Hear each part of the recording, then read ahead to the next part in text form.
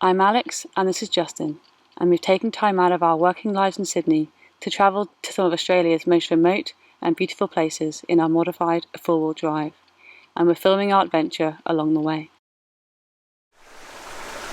Hey guys, so in this week's episode we've just crossed over into the NT and we're staying at a beautiful free camp, and we just thought we'd run through a few of our favourite free camps from WA. So we were in WA for about 4 months, so it's a pretty decent amount of time, and we stayed at a fair few mix of free camps and national parks. So I'll just go through the free camps for you today. Got my little book because I can't remember. So the categories we went through are access, like what's the road type into it, what vehicles you could probably get in there, Telstra reception because we're both with Telstra, don't know about any other networks. The facilities there, and like the activities, things to do at the free camps is sort of bonus to an awesome camping spot. So I'll go from number 5 to number 1. So number 5 would be the Glen Maxwell Dam. So that's just south of Perth. Beautiful free camp on a dam there.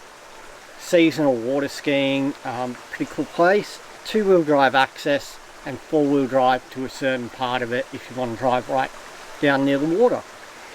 Telstra reception, yes, it had pretty good reception. I think we were able to watch YouTube and stream Netflix, so bonus for that. You could probably get big vans in there as well, so pretty cool place just out of Perth. The facilities, it did have about 2 drop toilets around the lake, but depending on where you go, they could be a bit of a walk. Bonuses, yeah, like I said, you can water ski there seasonally if the dam's up high enough, and you can go swimming and whatnot. We didn't because it was muddy and I couldn't be bothered. So that was Glen Maxwell Dam, our number 5. So number 4 on the list, George River Millstream Chichester, or Chichester, don't know how to say it. So this one was a bit harder to get to. It's in a remote part of Pilbara. It's high clearance 4-wheel drive only. The time we went there, we had to go through some water. Would have only been about 400 deep, but yeah, it's still 4-wheel drive. Would recommend a snorkel.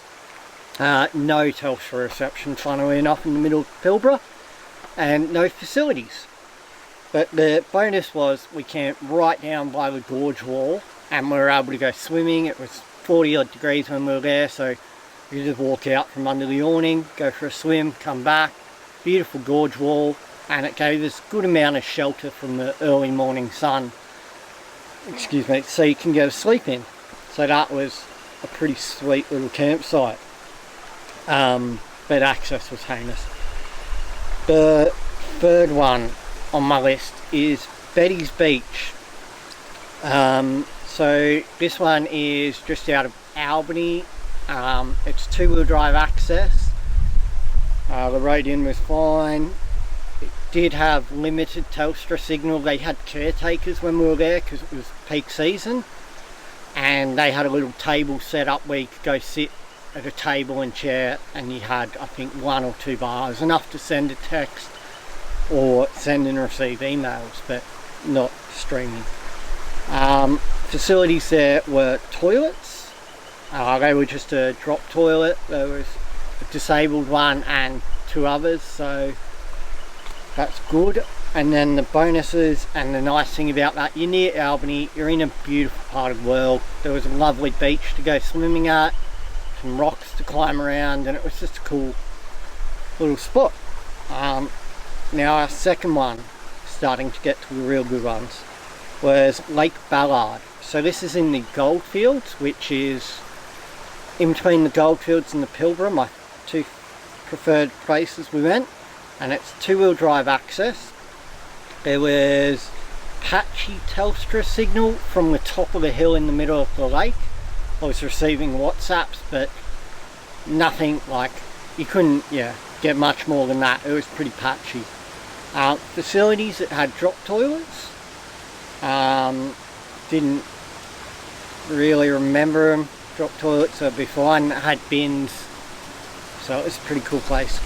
And the bonus of that was it's a stunning bit of salt lake with Anthony Gromley, I believe, or Gormley, an English artist, and he's come out and done a fair few big scale art displays, and he's done a whole bunch of sculptures of Indigenous boys, children, yeah, men, women and children all around the lake. There's 50 of them, and they're pretty spectacular to go see.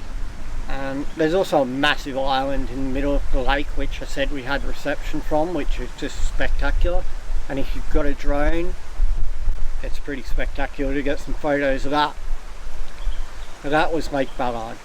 Now the number one on our list was Lake Mason. Now that was two-wheel drive access. It's just away from Sandstone, so the northern end of the Goldfields, kind of, I think it goes into the wheat belt or something. No Telstra signal. The facilities there were awesome for a free camp. So it's an old station that's been bought up by Parks, but they haven't done anything with it yet. So it had flushing toilets, it had a little camp kitchen area where the old shearer's kitchen was, had shearer's sheds with like sprung beds in them, so you could put your swag in them and shelter.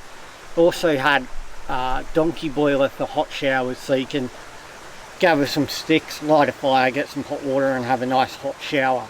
And yeah, the bonus of that was it was a pretty cool piece of history and just a unique abandoned station. It was so cool to go and explore it, and beautiful at sunset, sunrise time of day. And then we just had a bonus one that we threw in there. It's Sawpit Gorge, so it's just out of Halls Creek in the Kimberley region. Four-wheel drive access. The time we went there, you had to wade through a couple of little creeks, nothing over 300-400 mil deep, and we'll go pretty early on, or late wet season, early dry season, so still a fair bit of water around. No signal. Facilities that had a toilet, a pit toilet up top, and then we drove down the creek and camped in the actual gorge itself.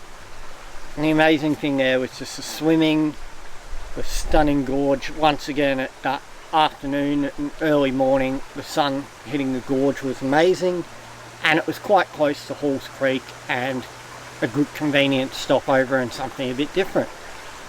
So that was our top 5 and bonus free camps of WA, and yeah, I think that covered everything. So if you enjoyed the video, please like and or subscribe.